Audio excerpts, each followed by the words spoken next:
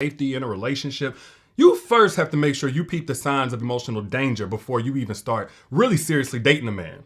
A lot of y'all get into relationships, just like my self-crowned inner circle member who asked me this question. A lot of y'all get into relationships with a guy, or maybe in the dating phase, and you feel like, man, like everything on paper checks out.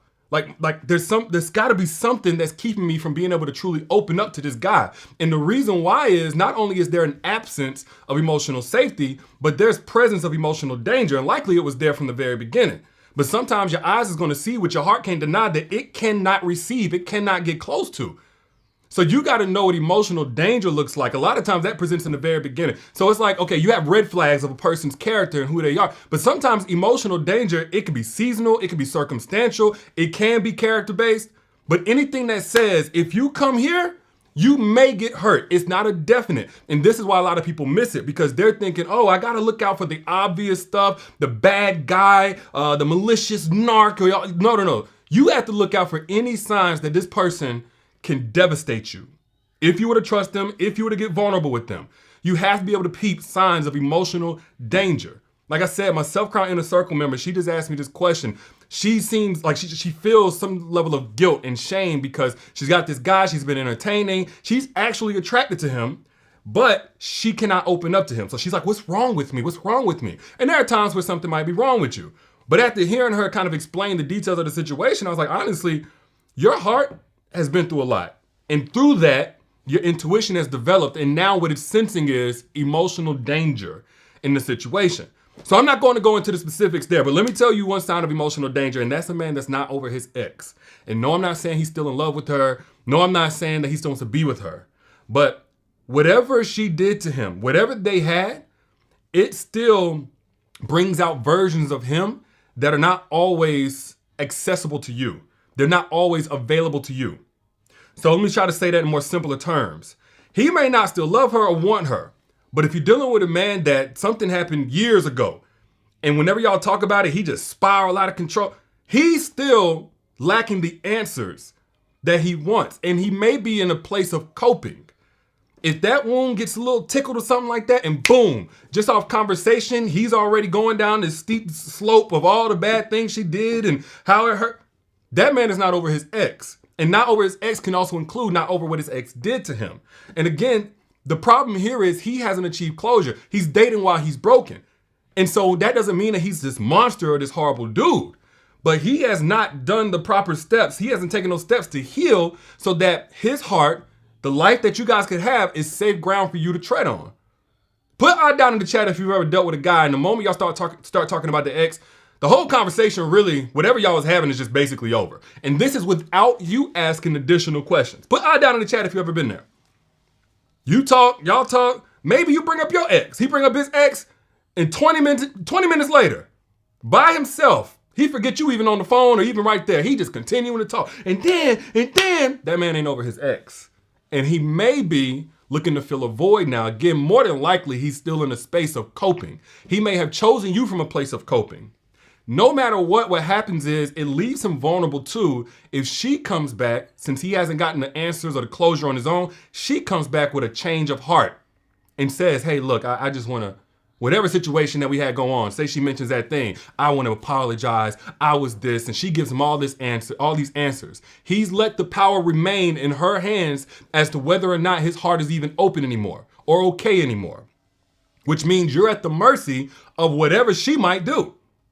So be very mindful of that. That presents emotional danger. And I know a lot of women would just empathize with a man he's been through. You've been through some things with your ex, but always keep some level of discernment. Where are you at with that now? Yes, you went through hell and back. Yes, she slept with your homeboy. She keep the kids from you. She did it. Now, with that, let me do a disclaimer. If she's still terrorizing, tormenting this man, again, the kids thing, she won't let him talk to the kids. She's leveraging loopholes to still try to leverage the kids as pawns or something current day. Don't hold that against them. Any man can be rattled by something like that. But again, if this is past tense and it's affecting the present tense ability for you to connect with him and him to be present with you, you're operating in her framework. I promise you that. Emotionally dangerous. Do not go any further. Another way that you know a man is emotionally dangerous is if he's addicted to pleasure. There's three places a man is going to choose from: pleasure, pain, purpose. And honestly, even with pain, that's also emotionally dangerous. But I believe even from a painful place, beautiful things can bloom. So I wouldn't necessarily go straight to don't go. But if he's addicted to pleasure, if everything is about him feeling good. You see, his whole life is set up around pleasure, dopamine hits, drugs, alcohol, partying, way that he eats. Just everything is about whatever feels good. Him in his single season, he's just flipping through, running through chicks because it's pleasure, pleasure, pleasure. Then be very mindful that when you come into that, you may be a certain source for a while, or you may be the focal point of how he gets his pleasure, but ultimately, that's still the most important part. Now, like I said, a man is going to choose from 3 different places. There's pleasure, there's being driven by pain, and then there's purpose. The purpose being number 1, even over you, is a good thing. Because as he sees that you integrate into that purpose, you're going to become something he can't live without. A purpose-driven man is a principle-driven man. So you can trust in what he says. He has a plan. He got goals. And then long as he has capacity and priority, you're going to get your needs met. If a man is driven by pain, again, very, very, I would honestly still, let's just do 2B. If he's driven by pain, he still need to go talk to the lady. But again, he's not coming in with something that can't be worked with. I would advise to stay at an emotionally safe distance. But if that man is addicted to pleasure, you need to go the other way. Another sign that a man is emotionally dangerous is if there's no structure to his life. And I'm not talking about the man that, he needs to have, every 15-minute increment on his entire day just planned out to a T and all of these different systems in his house. But if you ask that man about what he wants out of the next 5 years, 2 years, what is his system throughout the day? How does he go about getting from point A to point B? He has goals. Okay, like what are you doing to get, there's no structure to his life, to the things that he says. There's nothing there. Then where is he leading you? If you try to, we want to go to this destination, right? And you got to drive, but ain't no directions. You don't know how much gas you're going to need. You don't know how much it costs. There's no structure. What do you think is going to happen? You in for a different type of trip. And the same thing happens in a relationship. You in for a different type of trip. You get with a dude who ain't got no structure to his life at all. Nothing, not perfect. Don't hold a man to perfection here.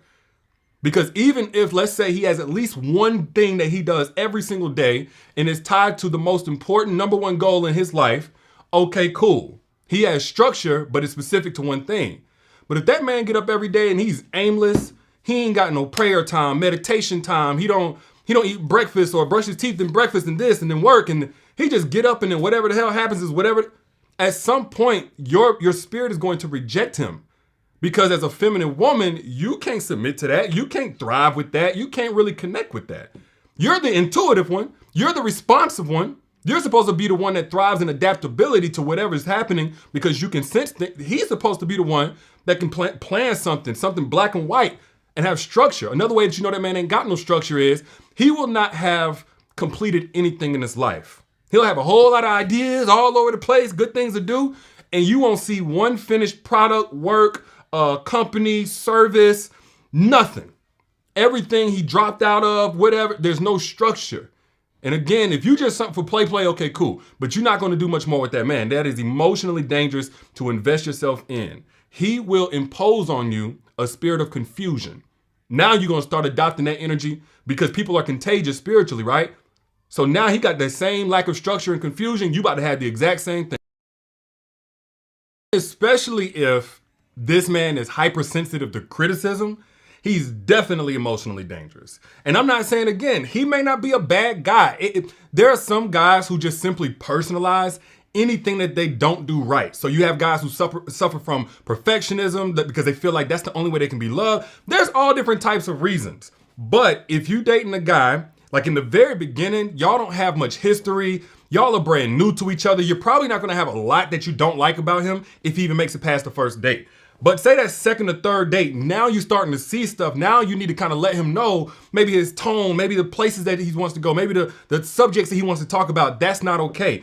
If you notice that this man is hypersensitive to any type of criticism, and he may not say it overtly, he may just respond by kind of falling back a little bit or letting you know that this meant this and that and the other. And you're like, hold on, all I said was, I just didn't want to go to this restaurant. I wanted to go here. I didn't like that you did this, or I feel like you took too long to respond. I wasn't saying all of that, but you notice he personalized it in this crazy, destructive way. Emotionally dangerous. Emotionally dangerous. That's not only a sign of that he's egotistical or whatever some people try to make it out to be. That's a sign that this man cannot make adjustments. He may care about you. He cannot make adjustments. If the only way that he can be talked to is if it's all sweet and buttery every single time, even though, yes, you're supposed to be respectful, but any man who is healthy and in his masculine core should be able to hear ways that he can improve, especially if the goal is to love you, because he can't come in knowing everything that you need. So if you can't let him know, again, respectfully, not with insults or anything like that, but let him know, hey, this particular thing is not where it needs to be in order for me to continue investing in this and feeling vulnerable and safe. If any type of criticism whatsoever, anything other than a pat on the back, drives him the other way, makes him get upset with you, starts to evoke some hostility from him, passive aggression, be very careful at best. I would honestly say you probably just need to go the other way, especially if you're over the age of 30. You ain't got time for that. And it's kind of similar, but I would say another sign of a man that's emotionally dangerous is a man who is impulsive, a man who is very reactive. And so how you peep this, again, before you even get in a relationship, because in the beginning, honeymoon phase, plus there's no real history there. It's just a lot of curiosity. Y'all don't know nothing about nothing, right? But if you start seeing a pattern of a dude that in every situation, every problem, he immediately already got a reaction. You never hear him say, I want to think about this, or I'm still thinking about how I want to handle this, or I took some time to consider what would be best. If you never hear that kind of stuff in his conversation, he is emotionally dangerous, because even a man that is good and loves you and all that kind of stuff, if the moment something happens, he's thoughtless, then what do you think he's going to be like in caring for your heart? Thoughtless, careless, impulsive, immediate. There's going to be a lot of apologies, and it's not going to feel like any of them are real, because he's going to do the exact same thing, because this comes from wiring.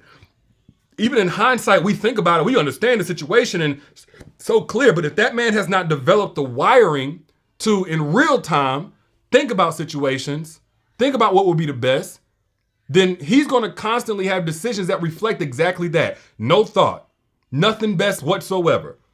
So if he is very impulsive, it can come off romantic at times. Oh my gosh, he just loved me so much. He spent everything in his bank account to be there for me or to do this. He dropped everything, and that's cool. But that pendulum swings the other way. An impulsive man is impulsive both ways. So if he's impulsively good, what do you think happens when he's upset, when he's hurt, when he's offended, when he's pissed, when he's indignant, when he feels disrespected? How do you think that impulsive, reactive type of behavior shows in that way? And again, this is where a lot of y'all will have a hard time, because you'll see signs of a dude that's generally good. Like, he's not a bad person.